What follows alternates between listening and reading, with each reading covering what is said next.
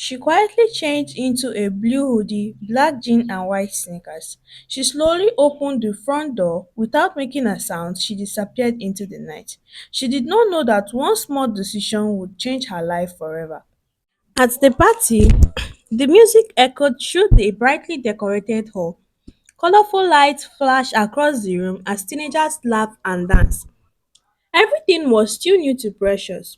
Grace welcomed her with excitement before disappearing into the crowd with another boy. Within moments, Precious found herself standing alone. A teenager boy named Daniel noticed her.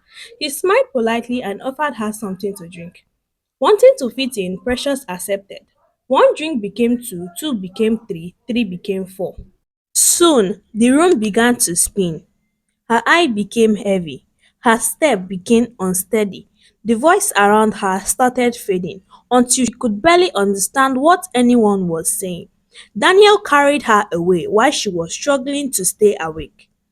When morning came, Precious could not remember very little about what happened the night before. She only knew that something felt terribly wrong. That morning, the first sunlight slipped through the curtain of a small guest room. Precious slowly opened her eyes. A sharp headache rushed through her head, making it difficult to even sit up. Her mouth felt dry and her body felt weak. She looked around the unfamiliar room, trying to remember how she had gotten there.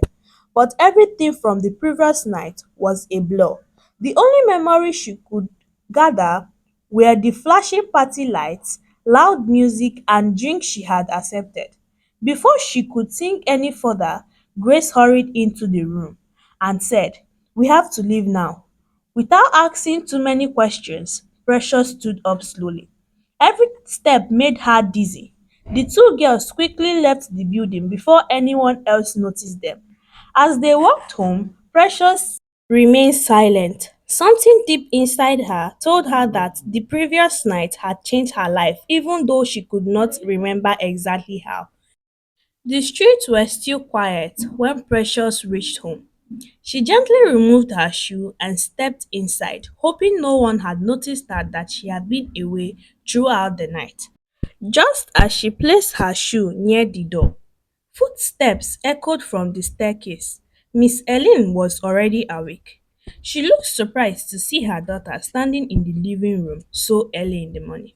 Miss Helen asked, "You are awake this early?" Precious forced a smile and nodded. Miss Helen simply invited her to join her for the morning prayer before she returned upstairs.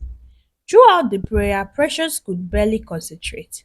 Her heart was heavy with guilt. She wanted to tell her mom everything, but fear silenced her lips.